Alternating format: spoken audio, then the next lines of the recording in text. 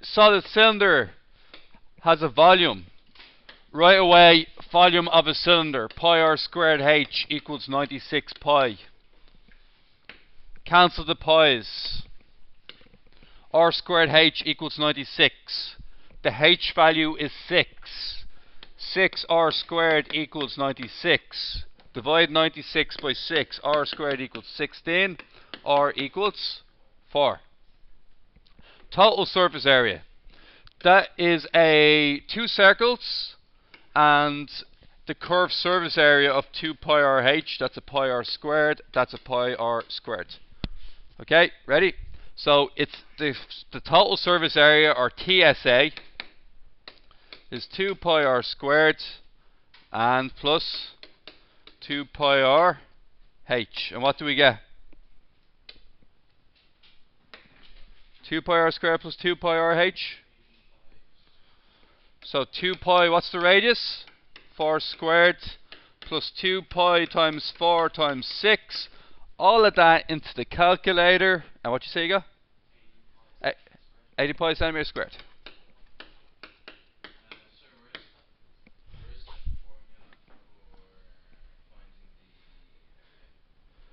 The page 9 and 10. So the circle formula is written. The pi r squared is underneath the circle, and the 2 pi r h is a equals 2 pi r h, and that exists under the cylinder. So underneath the cylinder, you'll see a equals 2 pi r h. The a is in reference to this part here. It's not in reference to the top circle and the bottom circle, so I have to add that on extra. Okay. Moving on. Anybody want 7 again? Any takers for 7? Yeah, thanks. Right. Solid cylinder has a volume of this. Volume of a cylinder is 462. The height is 12. Pi is 22 over 7. So this is slightly different. It's 22 over 7. Do we know the height? The height is 12. And the radius squared, I have it highlighted in red. Why did I highlight it in red? We can't do anything with it. I don't know it. Okay? And that will equal what? 462. So what I'm going to do is I'm going to multiply 22 over 7 by 12. What is 22 over 7 multiplied by 12? What is it? 264 over 7 r squared equals 462. Now, my goal is that I want r squared on its own. Can anybody tell me how to get r squared on its own? If I move to 7, where does the 7 go? Lads, if I move to 7, where should the 7 go?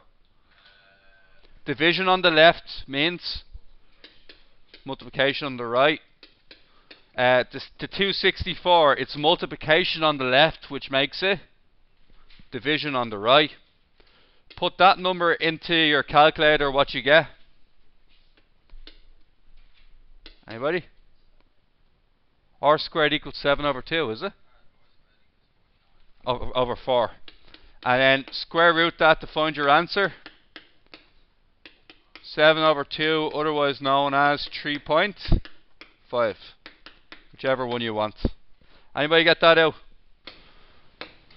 Now, total surface area. So we're on the next question. Is everybody alright with the total surface area formula? It's just putting in the numbers and add it together. Right, the hard part's done. Number 11. The volume of a solid cylinder is this much. Another cylinder question. If its height is 8, calculate assuming pi equals 3.14 its radius. Okay. Total surface area again. It's the same question. It's the same question again. I'll do it, alright, but it's actually exactly the same question 3 times, I think. 3.14 times height of 8, so radius squared. Height is 8 equals 401.92. Multiply 3.14 by 8. What do I get? Anybody? 25.12 r squared equals 401.92. Can I divide that 25.12 into the 401.92?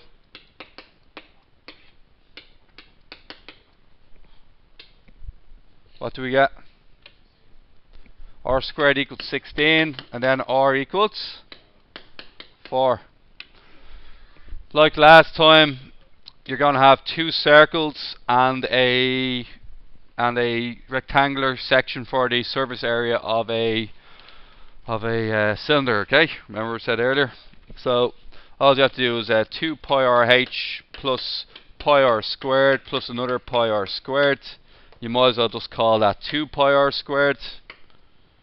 Okay, and then once that's done, we just got to fill in our numbers.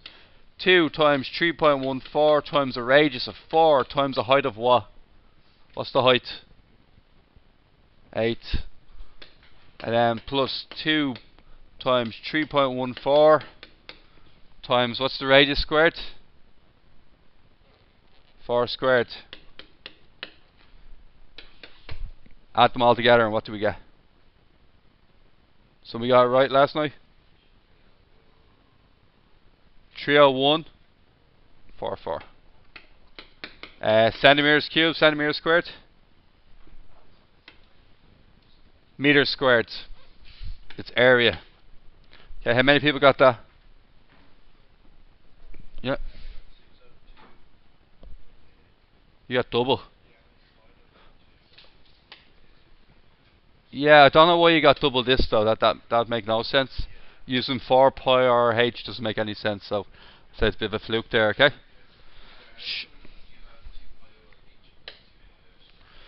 Okay. This one here, the circle, Sean, is 1 pi r squared. The second circle is another pi r squared. The formula for the curved surface area is 2 pi r h. To get the total surface area, I need to add all three sections together, and that's why I got that formula there. Okay, the combined formula is not in your test.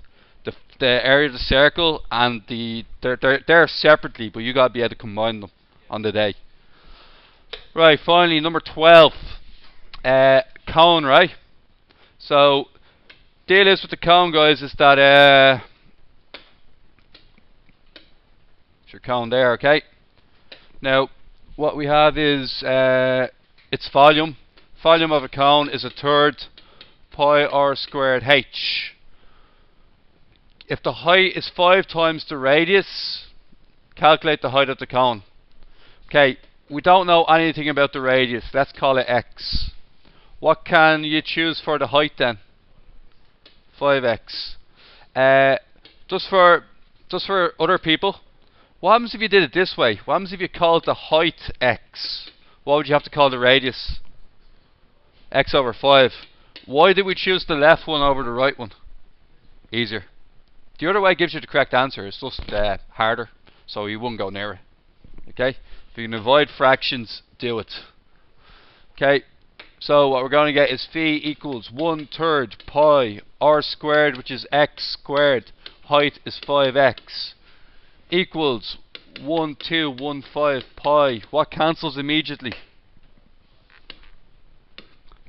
Okay, now we're going to have 5x cubed when we multiply x squared by 5x all over 3. That equals 1215. What happens to the 3? The 3 is division on the left, which makes it multiplication on the right. So when the 3 goes over, it's multiplying by 3. The 5 is multiplying on the left, which means what? Where does it go when it enters the right hand side? Underneath. And then what's that in the calculator? What? 729. What button in the calculator will figure out what number when you multiply it by itself 3 times will give you 729? Cube root 729. And that will tell you that it's 9. Okay.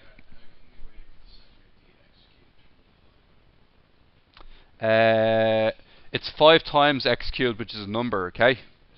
So 5 times a number equals another number. Therefore, that number is the other number divided by 5. So it's multiplied by 5 on the left, which means I can divide it by 5 on the right. It's like me saying this, Sean. 5 times 3 is 15. Yeah? I'm separating the 5 and the 3 in the same way I'm separating the 5 and the x cubed. I can divide by 5, and I can tell me that 3 equals 15 over 5, which it is. So you can separate numbers in that manner.